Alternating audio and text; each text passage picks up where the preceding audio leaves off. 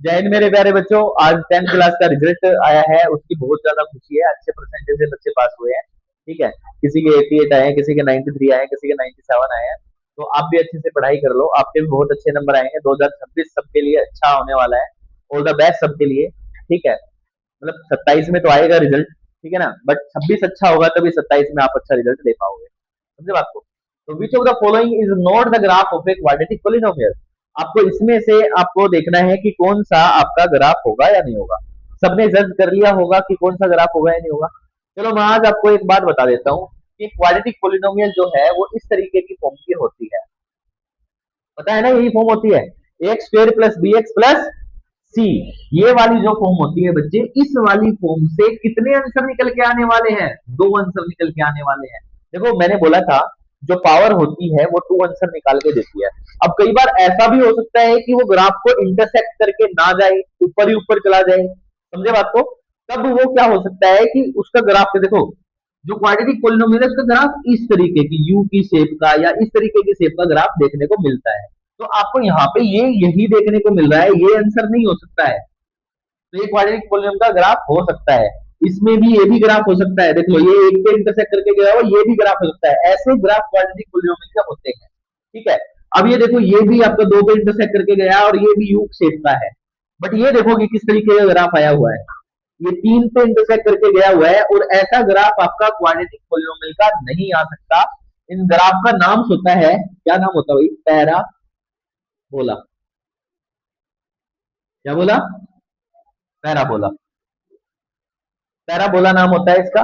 Parabola या तो ऊपर यू शेप में होगा या नीचे इस तरीके की शेप में होगा। ग्राफ इस तरीके से आ सकता है, नोट कर लीजिए, यही आपका आंसर है। तो आगे समझ में? ठीक है, नोट कर लीजिए जल्दी से।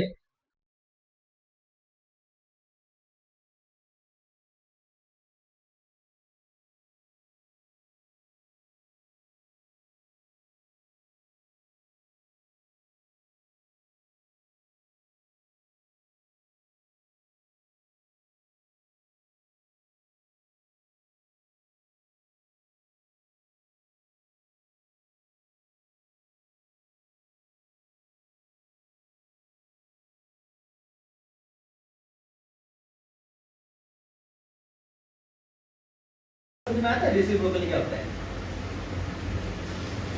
रेसिप्रोकल बेटा आपको ये चीज समझ में आनी चाहिए। देखो मैंने x बोल दिया, तो x का रेसिप्रोकल क्या है? 1 में x है। y बोल दिया, y का रेसिप्रोकल क्या है? 1 में y है। 11 बोल दिया, 11 का रेसिप्रोकल क्या है? 1/11 है। 12 का रेसिप्रोकल क्या होगा?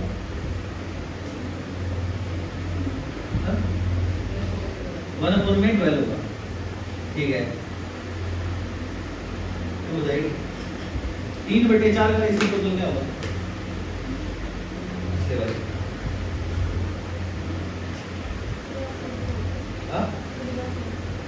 डिवाइड तो मैंने नहीं दे सकता है, इसका रेसिप्रोकल होता है। अब एक क्या होगा? तो आपको समझ में आ गया होगा रेसिप्रोकल क्या होता है। चलो हम मान लेते हैं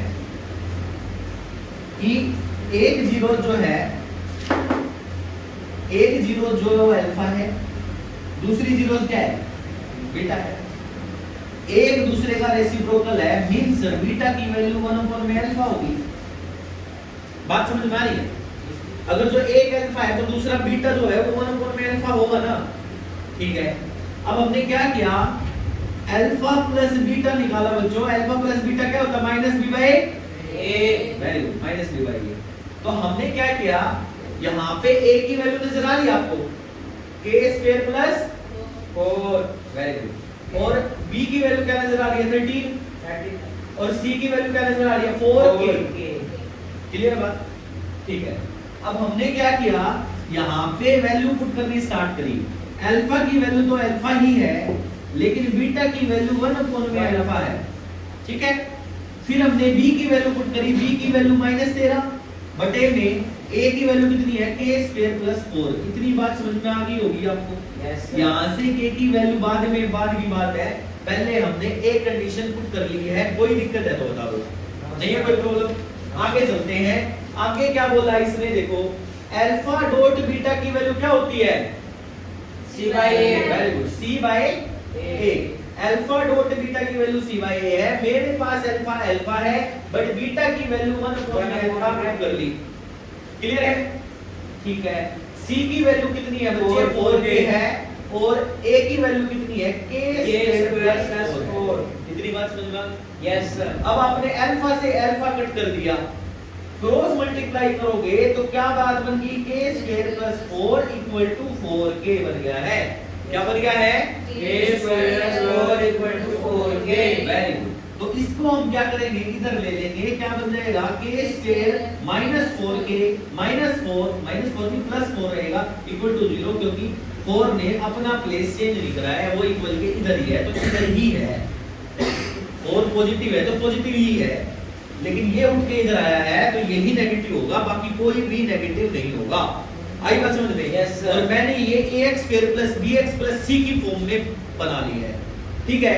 अब आपको क्वाड्रेटिक पॉलिनोमियल को सोल्व करना आता ही है। कैसे करते हैं बच्चों, इसके आगे कितना है, 1 है, इसकी मल्टीप्लाई करेंगे, इससे कितना आ जाएगा, 4 आ जाएगा। 4 के फैक्टर 2 होंगे, 2 मल्टीप्लाई 2 मल्टीप्लाई 2 में इसको क्या करोगे, 2 प्लस 2 कर दोगे। Yes sir. देखिए ये क्या बनेगा, 2k प्लस 2k बन चुका है, और ये बन चुका है आपका फैक्टर, मतलब कि स्प्लिट कर दिया आपने 4k को। बाहर क्या है, नेगेटिव, मैंने नेगेटिव लगा दिया, इसके बाहर क्या है, पॉजिटिव 4, ये भी लगा दिया, इधर क्या है k स्क्वायर, ये भी लगा दिया। कोई दिक्कत है तो बताओ, नो सर। आ गया होगा समझ में इतना। फिर हमने यहाँ पे क्या किया, इस ब्रैकेट को ओपन करेंगे, k square minus 2k plus 4 आ गया है। कोई दिक्कत हो तो यहाँ पे बता दो, नहीं है। इस कंडीशन में से क्या कॉमन आएगा, k कॉमन आ जाएगा, k माइनस 2 बनेगा, यस सर। बनेगा बच्चों, Yes, sir. ठीक है।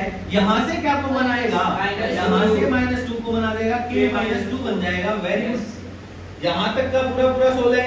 Yes sir. ओके, अच्छा ये 0 के इक्वल चल रहा था, इसको छोड़ना मत, ये 0 के इक्वल ही लगा के चलना है आपको, ओके सर। ठीक है। फिर आपको यहाँ पे k माइनस 2 आ गया, इसका फैक्टर 1 बन गया, k माइनस 2 1 बन चुका है, दूसरा भी k माइनस 2, देखो एक k माइनस 2, दूसरा भी k माइनस 2, यस सर। तो k की वैल्यू क्या निकल के आएगी, k की वैल्यू 2 निकल के आएगी। k की वैल्यू क्या निकल के आएगी, 2। यहाँ पे ऑप्शन में आपको नजर आ रहा है 2 कहीं पे, यस सर। ये आपका आंसर है बच्चे।